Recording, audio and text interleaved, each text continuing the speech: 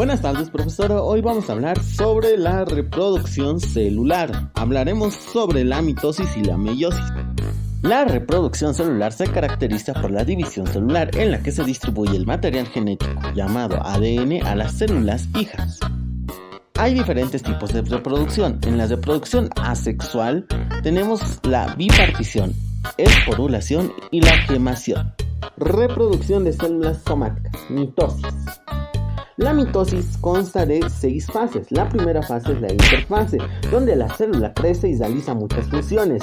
La interfase se divide en 3 fases extra. La fase G1, donde la primera fase se produce más organelos y el citoplasma aumenta de volumen. Fase de síntesis, donde se replica el ADN para que la nueva célula hija reciba una carga completa de ADN. En la fase G2 es cuando la célula empieza a dividirse y sintetiza las proteínas que conducirán a la fase de división celular. La segunda fase es la profase. Durante la profase la cromatina se condensa y los cromosomas duplicados se hacen visibles. Fuera del núcleo se comienza a formar el huso.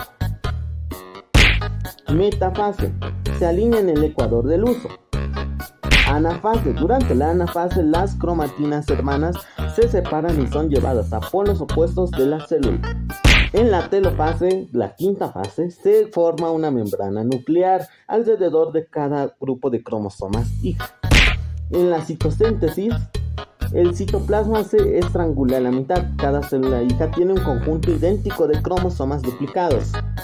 Luego está la fase M, que es una fase de la citosíntesis.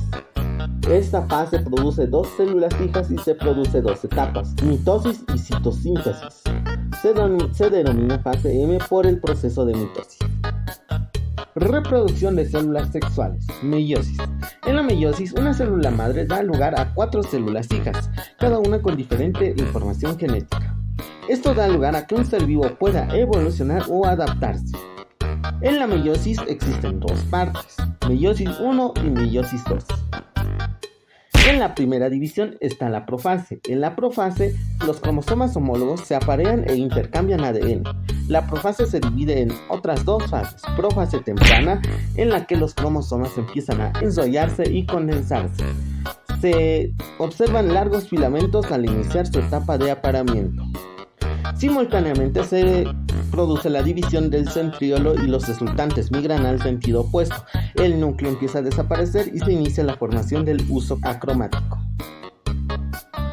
Profase tardía. Los cromosomas homólogos muestran claramente sus cromótidas que construyen la tétrada. Al concluir esta fase ha desaparecido la membrana nuclear y está listo el huso acromático. En la metafase, las tétradas se acomodan alrededor del ecuador sobre un huso claramente perceptible y se forma la capa ecuatorial. Anafase. En esta fase comienza cuando todos los cromosomas homólogos de la tétrada se separan y dirigen hacia polos opuestos. Telofase. En cada uno de estos polos del huso se sitúan un juego de cromosomas homólogos y el citoplasma se divide originando 2 células.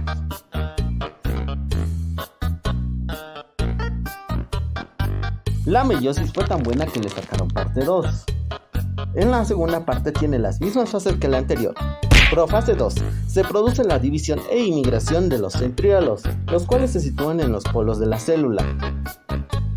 Metafase 2. Los cromosomas se sitúan al ecuador del huso, formando una placa ecuatorial.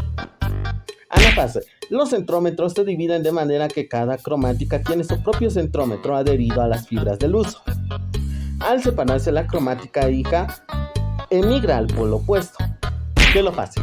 Cada uno del polo del huso llega una dotación completa de cromatinas. Inmediatamente se divide el citoplasma y las cromáticas forman la cromatina y se define el núcleo con la formación de la membrana nuclear.